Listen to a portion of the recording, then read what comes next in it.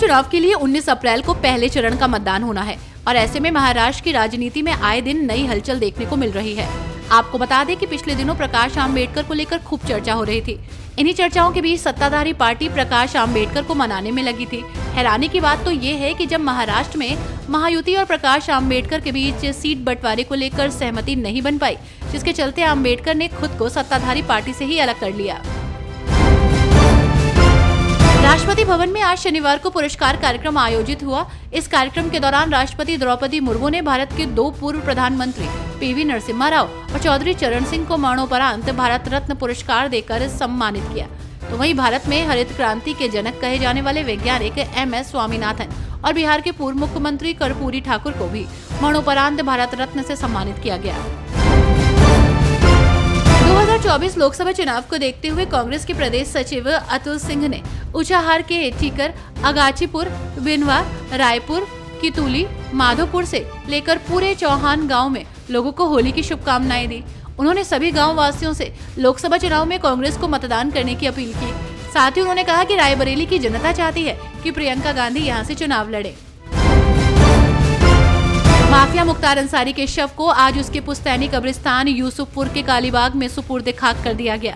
आपको बता दें कि मुख्तार के परिजनों में उसके बड़े भाई सांसद अफजाल अंसारी से लेकर बेटा उमर अंसारी समेत कई लोगों ने मुख्तार के कब्र पर मिट्टी देकर उसे अंतिम विदाई दी। मुख्तार की कब्र उसके पिता सुभानुल्लाह अंसारी और मां बेगम राबिया खातून की कब्र के पास खोदी गई है। 2024 के लोकसभा चुनाव होने में बस कुछ ही समय बाकी है। ऐसे में कांग्रेस पार्टी की ओर से जारी प्रत्याशियों की 9 सूची में अब तक रायबरेली और अमेठी से उम्मीदवार का ऐलान नहीं किया गया है। गांधी परिवार की इन दोनों परंपरागत सीटों पर असमंजस की स्थिति बनी हुई है। कांग्रेस कार्यकर्ताओं के मन में यही सवाल उठ रहा है कि रायबरेली और अमेठी सीट से राहुल प्रियंका चुनाव लड़ेंगे या नहीं, जो चर्चा का विषय बना हुआ है। आगामी लोकसभा चुनाव को देखते हुए कांग्रेस नेता जयराम रमेश ने भाजपा पर निशाना साधा, जहां उनका कहना है कि इंडिया गठबंधन की रैली भाजपा के अत्याचार के खिलाफ आयोजित की गई है।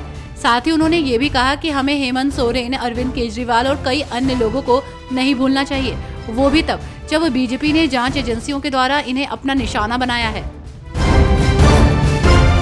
लोकसभा चुनाव की घड़ियां नजदीक आते देख अपने सगे जीजा अरुण भारती को राजनीति में लॉन्च करने के बाद अब चिराग पासवान ने जेडीयू के दिग्गज नेता अशोक चौधरी की बेटी शांभवी चौधरी को लॉन्च करने की तैयारी शुरू कर दी है।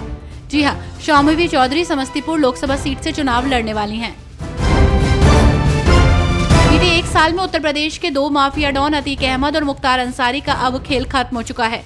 आपको बता दें कि अतीक अहमद की जहां पुलिस कस्टडी में हत्या हुई, तो वहीं मुख्तार अंसारी की जेल में हार्ट अटैक से मौत हुई।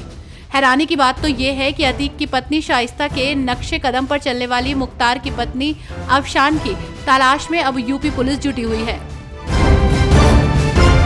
आगामी लोकसभा चुनाव की तैयारियों को लेकर सभी पार्टियां जुटी हुई हैं।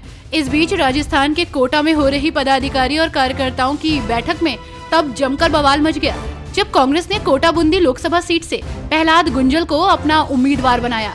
आपको बता दें कि गुंजल हाल ही में बीजेपी का दामन छोड़कर कांग्रेस में शामिल हुए हैं। कुछ दिनों से चर्चाओं में चल रहे पप्पू यादव को लेकर एक बड़ी खबर सामने आई है।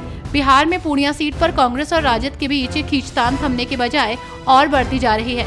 ऐसे में अब पप्पू यादव ने पूर्णिया से चुनाव लड़ने का ऐलान कर दिया है, जिसके लिए वो 2 अप्रैल को अपना नामांकन दाखिल करेंगे, जबकि राजद पहले ही बीमा भारती को पूर्णिया से महागठबंधन का उम्मीदवार घोषित कर चुकी है।